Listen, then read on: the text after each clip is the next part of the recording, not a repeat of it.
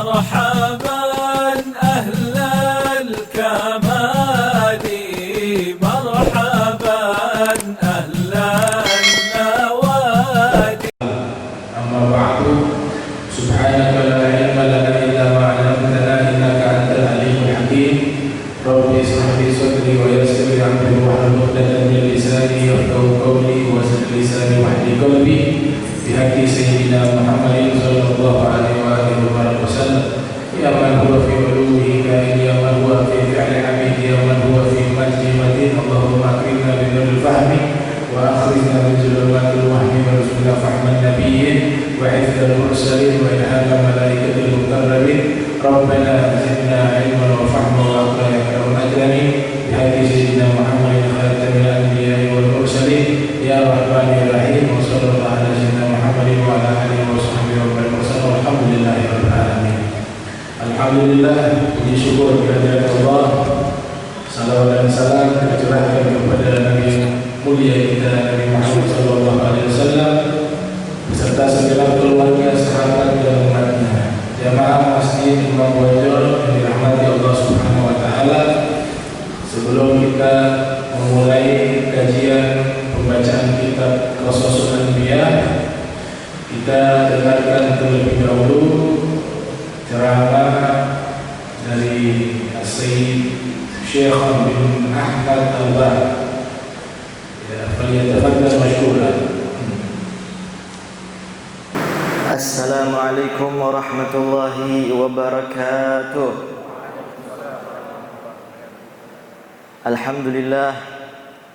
الحمد لله الذي هدانا بعبده المختار من دعانا إليه بإذنه وقد نادانا لبيك يا من دلنا وحدانا.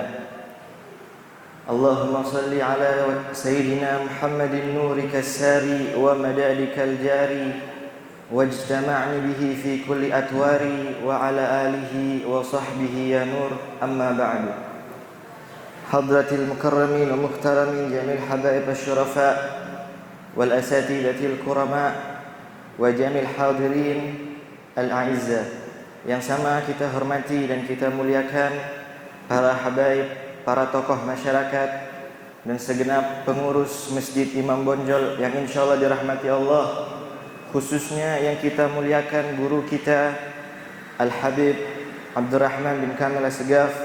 Kita doakan beliau semoga Allah panjangkan umurnya, Allah sehatkan badannya, Allah permudah urusannya, Allah mudahkan dakwanya, amin ya rabbal. Dan untuk kita semua, semoga kita tidak keluar dari majlis ini melainkan dosa-dosa kita telah diampuni oleh Allah Subhanahu wa taala.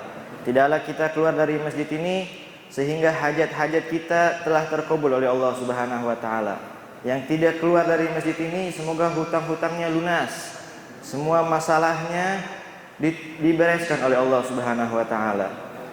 Jamaah Majlis Al-Mawaddah yang insyaallah dimuliakan oleh Allah Subhanahu wa taala. Di dalam hidup kita, setiap umur yang kita lewati pasti ditanya oleh Allah Subhanahu wa taala. Di dalam hadis Nabi bersabda, "Wa an umrihi fima afna," atau kama qala sallallahu alaihi wasallam. Ditanya nanti kita, umur kita dihabiskan kemana? Apa itu umur? Yang kita bilang umur, apa itu umur? Umur itu ialah muddah zamaniyah ya'ishu bihal insan wa hiya al-muqawwinatu minal anfasi wal awqati wal ayyami wal layali wasyuhuri wassinin. Umur itu ialah fase waktu manusia yang manusia hidup di dalamnya, yang ada di dalamnya itu setiap nafas, setiap detik, setiap menit, setiap jam, setiap hari, setiap malam, bulan dan tahun yang kita lalui itu umur. Dan setiap nafas yang kita hembuskan pasti ditanya oleh Allah Subhanahu wa taala, dihisab oleh Allah Subhanahu wa taala, kemana waktu kita pergunakan. Sehingga ketika kita menggunakan waktu kita untuk beribadah kepada Allah, kita gunakan waktu kita untuk taat kepada Allah, kita gunakan waktu kita untuk hadir di majlis ilmu seperti ini, insya Allah di akhirat kita bakal selamat, amin. Tapi sebaliknya, kalau umur kita dihabiskan untuk maksiat, tidak pernah hadir majelis ilmu, tidak pernah melaksanakan kebaikan, maka nanti bagaimana hisabnya di akhirat? Sehingga Imam Ghazali, beliau mengatakan kalau satu orang memiliki umur 60 tahun, sebagaimana hadis Nabi sallallahu alaihi wasallam, a'maru ummati baina sittin wa sab'in, atau kama qala sallallahu alaihi wasallam. Umurnya umat Rasulullah 60-70 tahun. Taruhlah dia hidup 60 tahun. Kemudian dalam setiap harinya dia itu tidur 8 jam. Umurnya 60 tahun, sehari tidur 8 jam. Maka dia sudah menghabiskan 20 tahun umurnya untuk tidur.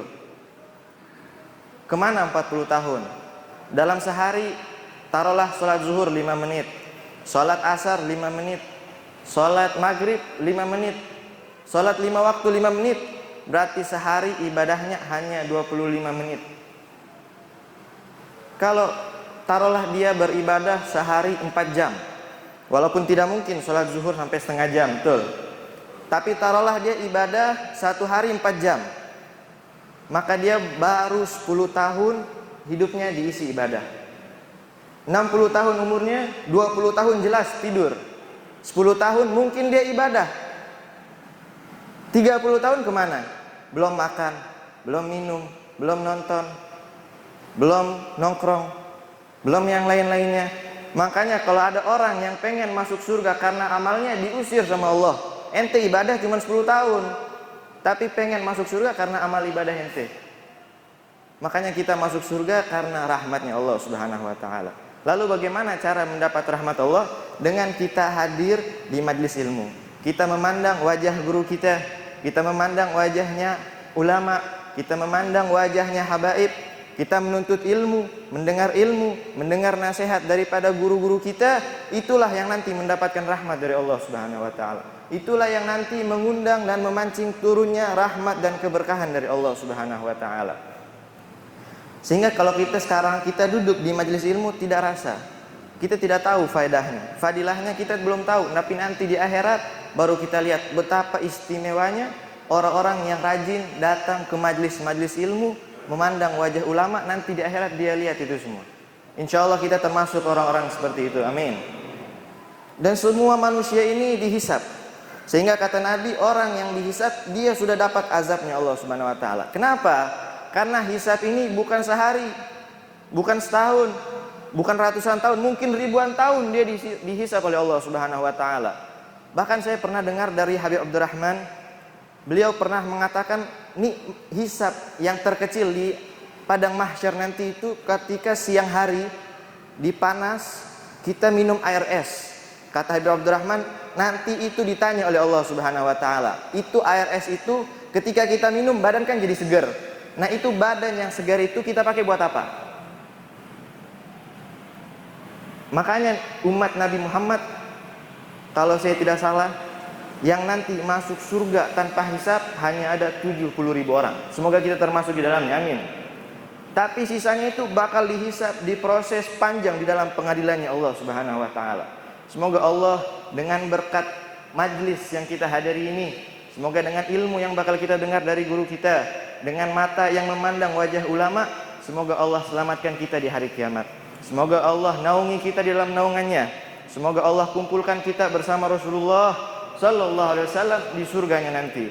Mungkin ini saja yang dapat saya sampaikan, lebih kurangnya mohon dimaafkan. Wassalamualaikum warahmatullahi wabarakatuh.